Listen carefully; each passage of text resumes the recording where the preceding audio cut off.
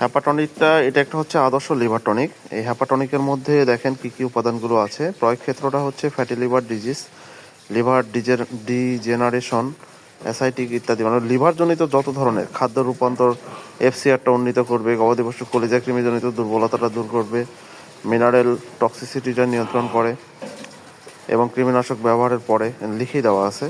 এটার পরে লিভার টনিকটা খুব ভালো কাজ করে। এটার মার্কেট প্রাইস দেওয়া আছে 1020 টাকা, কিন্তু আমি হোলসেল পাইকারি রেটে কিনেছি। এটার দাম নিয়েছে 670 টাকা।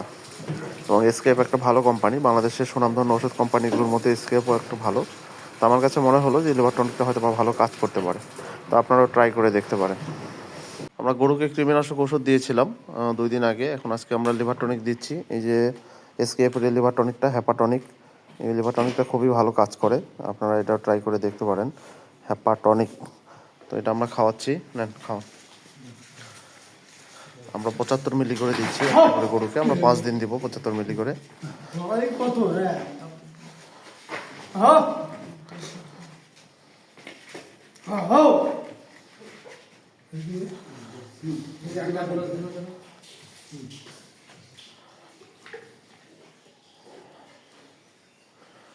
যাতে গরুর লিভার ফাংশনটা ভালো থাকে। কৃমিনাশক খাওয়ানোর পরে লিভারটা একটু দুর্বল হয়ে যায়, লিভারটা যাতে ভালোভাবে অ্যাক্টিভ থাকে এই জন্য লিভার টনিকটা দেওয়া হয়।